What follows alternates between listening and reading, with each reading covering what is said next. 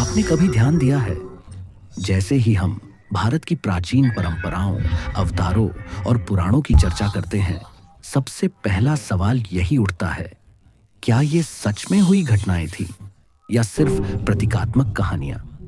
यह सवाल इसलिए भी उठता है क्योंकि हमारी सभ्यता हजारों वर्षों पुरानी है और उसका ज्ञान आधुनिक विज्ञान से कहीं पहले का है।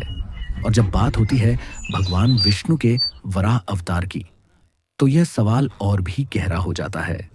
एक ऐसा अवतार जिसमें विष्णु ने धरती माता को समुद्र की अथाह गहराइयों और पाताल लोक से बाहर निकाला।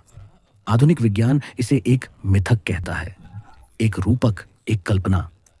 लेकिन क्या यह वाकई सिर्फ कल्पना है या फिर इसमें कोई ऐसा रहस्य छिपा है जिसे विज्ञान आज भी पूरी तरह समझ नहीं पाया?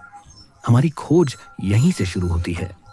वराह अवतार का वर्णन सिर्फ पुराणों तक सीमित नहीं है।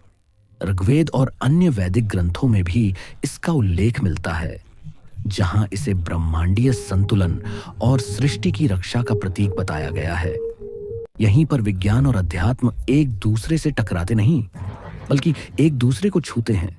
लेकिन सवाल यह है, वराह अवतार की आवश्यकता आखिर क्यों पड़ी? कथा जुड़ी है आर्षि कश्यप और दिति के पुत्र राक्षस हिरण्याक्ष से। कठोर तपस्या के बाद उसे ऐसा वरदान मिला जिसने उसे लगभग अजेय बना दिया।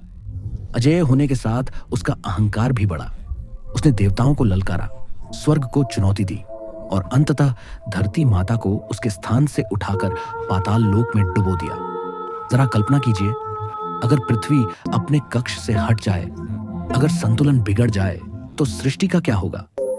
आज के वैज्ञानिक भी मानते हैं कि पृथ्वी के अक्ष में बहुत हल्का सा झुकाव भी जलवायु, जीवन और पूरे पारिस्थितिक तंत्र को नष्ट कर सकता है। देवता भयभीत हो गए।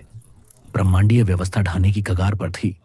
तब सभी देवताओं ने भगवान विष्णु से प्रार्थना की और उसी क्षण एक दिव्य संकेत प्रकट हुआ। कहा जाता है विष्णु की नाक से एक छोटा सा सुअर निकला। कुछ ग्रंथ कहते हैं यह ब्रह्मा की नाक से प्रकट हुआ। अलग कथाएं, लेकिन संदेश एक, जब पृथ्वी संकट में होती है तो एक दिव्य शक्ति अवश्य प्रकट होती है। पल भर में वह छोटा सा रूप एक विशाल अवतार में बदल गया। पहाड़ जैसे कंधे, सूर्य की तरह चमकती आंखें और ऐसी दहाड़ कि तीनों लोग कांप उठे। यह था भगवान विष्णु का तीसरा अवतार, वराह। लेकिन एक प्रश्न अब भी बचा है, सुअर का ही रूप क्यों? शास्त्र बताते हैं वराह वह प्राणी है जो अंधेरे, कीचड़ और गहराइयों में भी छिपी हुई वस्तु को खोज लेता है।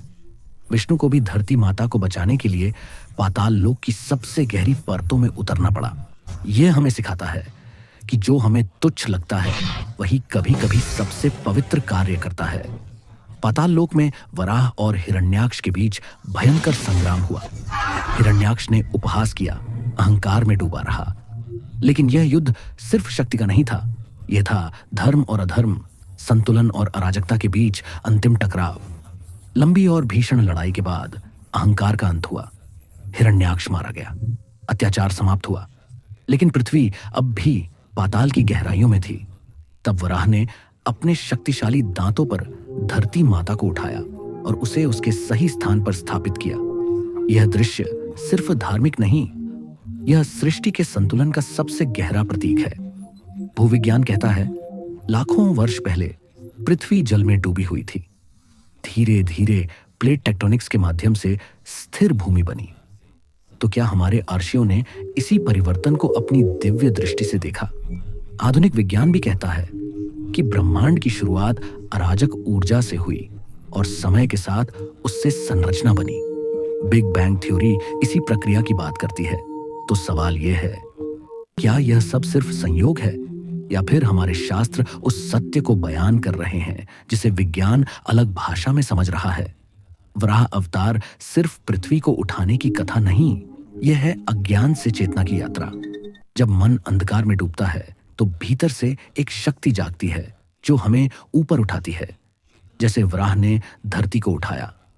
हिरण्याक्ष का वध सिर्फ एक राक्षस का अंत नहीं, वह था व्यवस्था की जीत।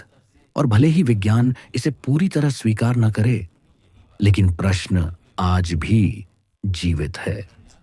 हरे की भी जांच लाज की है।